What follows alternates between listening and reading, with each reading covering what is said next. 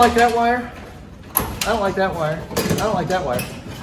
I don't like any of these wires. All these wires are getting out of here.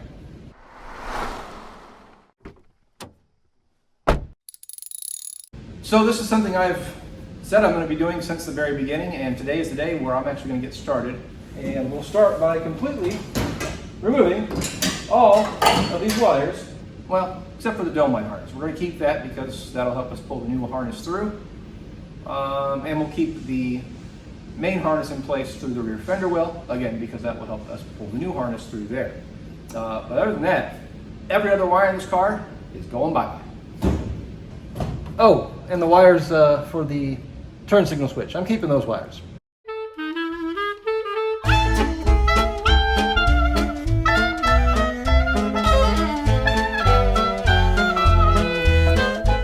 All right, now that I've got all the wiring in the trunk cut out, I'm going to pull all the wiring out of the inside of the car. And you know what? Sometimes it's easier just to than it is to go through and try and pull out old wires. And ooh, we got a melted wire in here. We got a couple of melted wires in here. Yeah, we definitely had some prior damage on the wire, and this is actually looks to be our coil wire, our main wire from our ignition switch back to the coil, which isn't fused. So it's a good thing we're replacing all this wiring, isn't it? As for the voltage regulator and the generator, we're just going to X-nay it and we're going to put in an alternator. There's just no reason why not to upgrade while the charging system's out, along with the entire engine. And it's not a matter of if that generator is going to go out or possibly this old regulator, but a matter of when. We might as well just preemptively pull those guys out and upgrade while it's easy. I got no more use for this guy. This guy I got use for. We're going to use him to pull our new harness in from the back. Oh, and keep a dome light wire. One wire at least from here down to there, because if you have a headliner in place, it's very difficult to run a wire from here to there if you don't have a wire to pull the new one through. Since I already went through and pulled all the stuff off last week when I cleaned up the engine compartment, not a whole lot to do besides a couple wires on the transmission. And of course the main starter wire.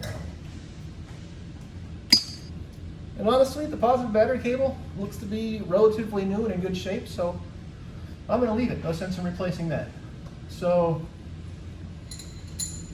now all the old wires are out. I can work on putting new wires back in. I forgot to yank out the headlight harness and the turn signal harnesses from those old fenders. So I'm going to take care of that real quick. And you know what? I'm just going to leave them. I'll take care of them when I get up there. We'll cover that later. I've got the tape up the front of this harness nicely enough to get pulled through the corner here. Doesn't have to be fancy, just has to be nice and tight. And this is the point, if you were going to be running aftermarket gauges, any sort of, extra wires, etc., you would want to wrap those wires in with your harness currently. That way they're ready to go at the front of the car when you need them. This harness is taped up. I'm going to tape them up with this guy. Just cross the two. This portion I want taped very well, because if this harness comes free in the middle, it's not much fun running new wires and drag lines, etc., to get the wires pulled through. That's wrapped up. The middle of our harness, this would go to our voltage regulator. This needs to be wrapped up as well. Nice and tight. All right, silicone lubricant, one of your best friends when it comes to restoring cars. So all of this wire, basically up to this point, where it branches off for our left tail light, our engine, our right tail light and starter, all of this wire has to get pulled up to that point right there. That's what I'm going to start on now, by pulling from in here.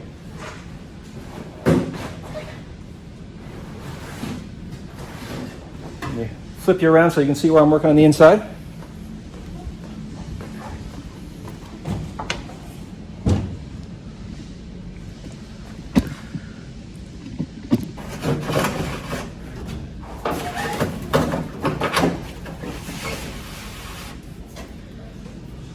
You can see our connection here between our old harness and our new harness. And I'm going to keep on pulling this to this point right here. It comes out roughly right here. And we'll go take a look in the engine compartment and see where our split in the rear is at. And that's just about perfect.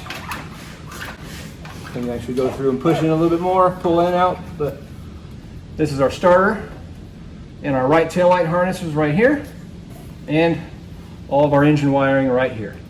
Alrighty, let's go inside and unwrap that stuff. Also, I gotta see if I got some grommets. I need to get some taillight wire grommets. Well, grommet there looks in good shape.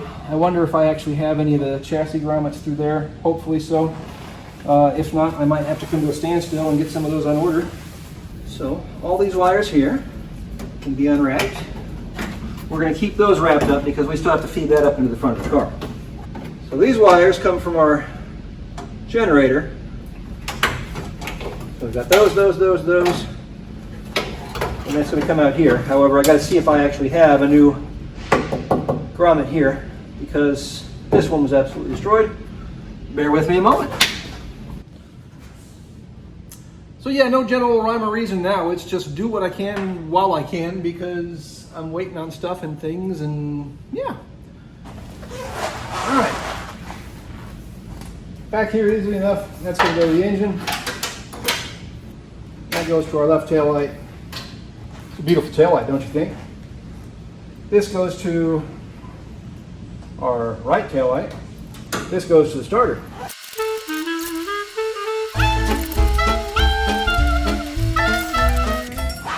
Now, for some reason, and don't ask me why, but to the best of my knowledge, reverse lights were a factory option in 1967.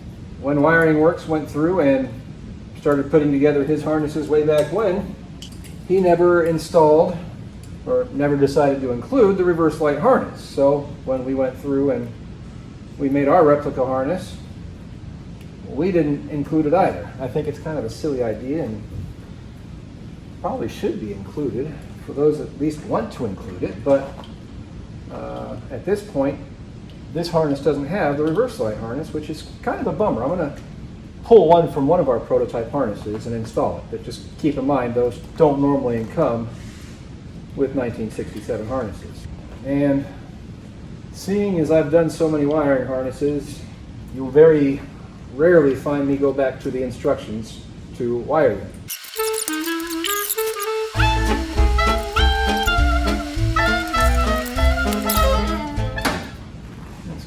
That's good. Let me go steal a reverse light harness from something. Okay, a little bit of hook and a little bit of crook. I've pilfered this harness. This will attach to the nose cone, which I'm not going to be able to show right now because, like the nuts that held the engine in place, the switch is covered in just absolutely all sorts of stuff that I can't even get to right now. But I can at least run this harness through.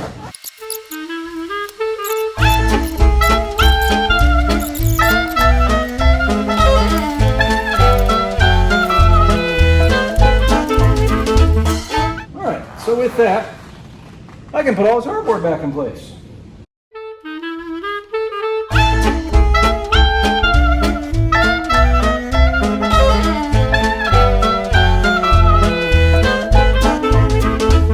Awesome. All right. Reverse light, tail lights. Everything for our engine. Woo! Much better. Still need to put in a firewall seal and a rear engine seal, but at that point, I think that's going to wait till tomorrow.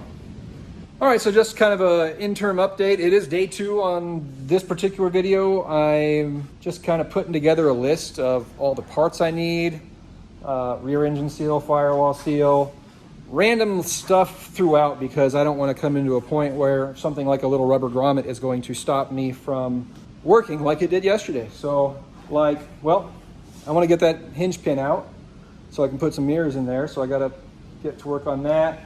I've confirmed that the wiper motor works. The wiper switch doesn't. I've got to test some of the other switches. I've got some other components I need to test as well. I've got to also locate some items like that 67 only emergency flasher switch and knob. Try and come up with something to work for that. I still need to figure out what I'm going to do with that hole in the dash eventually. We've got a repair section, but it doesn't quite cover all the damage. Yeah, we've got this.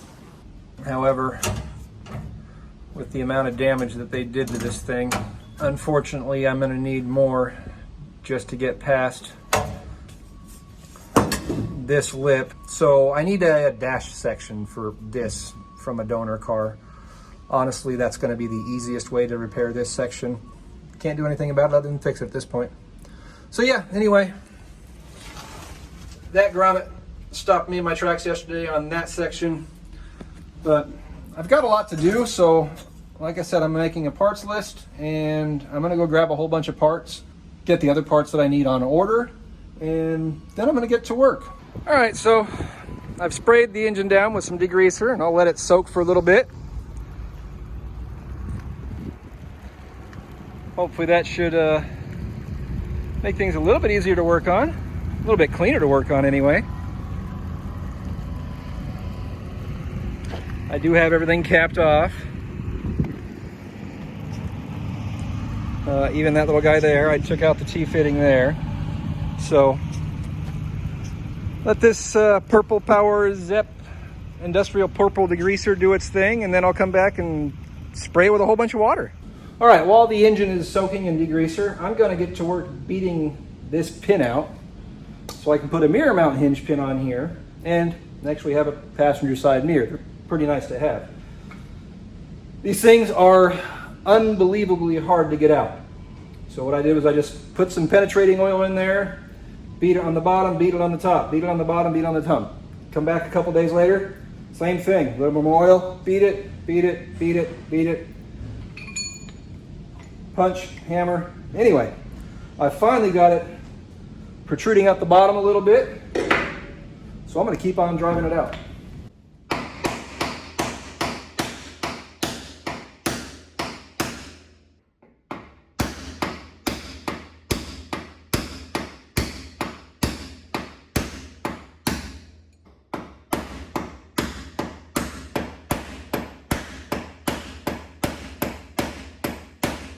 Trying to get this guy out of the way, and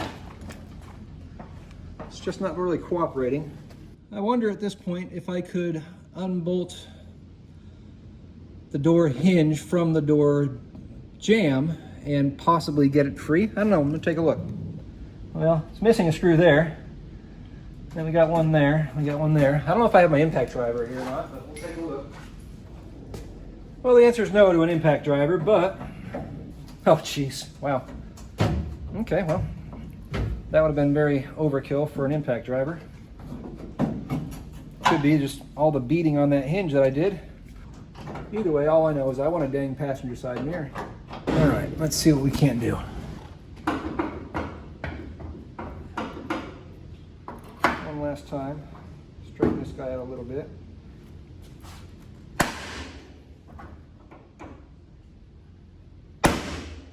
See if I can get that bottom hinge off. Not looking good. Don't force these, because without an impact driver, if you don't go, all you're going to do is destroy the head of the screw.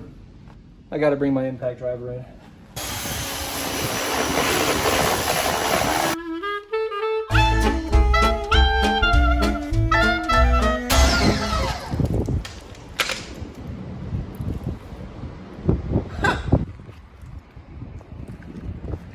Mainly, I just want to be able to get this sump off without any of that junk on the engine. So I'm going to keep on scraping and spraying and see what happens. All right, so this is where we're at. This thing is just coated in all sorts of gunk and, like, I don't even know what.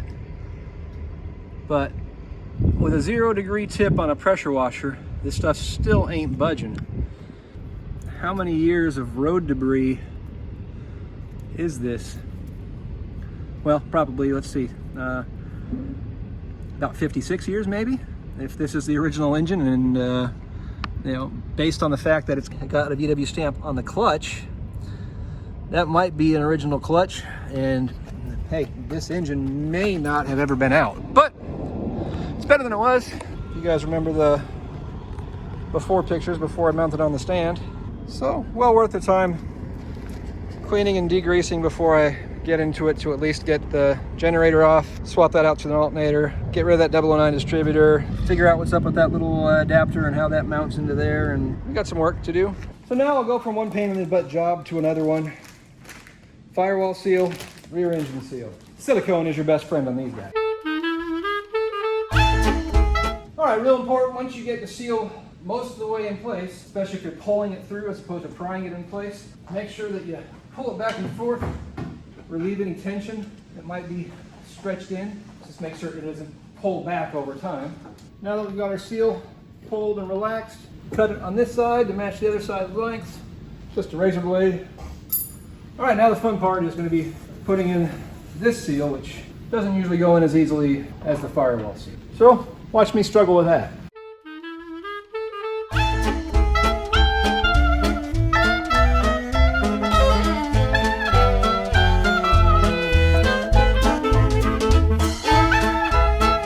There. That's all done. Wasn't that so much fun? Firewall seal replaced. Rear engine seal replaced. In the groove. Top and bottom all the way around. Cut to length. Ready to rock. I still got to replace the clutch cable, the accelerator cable, throwout bearing. Those are all on my list. Those are actually all in my cart. I've got to get in there and do those swing axle boots. I've got those on my cart. And then I still got to get into those drums and make sure everything's good inside the drums, but we'll see what I can get done tomorrow and go from there. All right, so if you guys know 67s, you'll know that this isn't a 67 hood.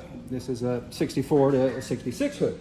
However, as opposed to using two different body molding kits just to get the wider hood molding, I got sneaky and I cut down some molding clips. So this molding clip is what normally goes in that hole, and I cut it down so I could slide it into this hood molding. Now,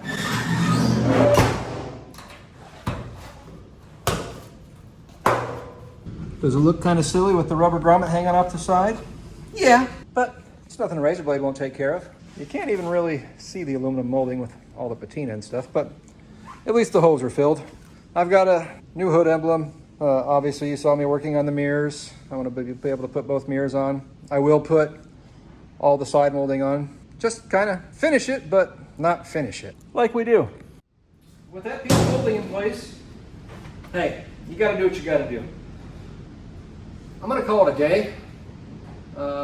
Didn't get everything that I wanted to get done today done, but that's the way projects go sometimes. You do what you can when you can.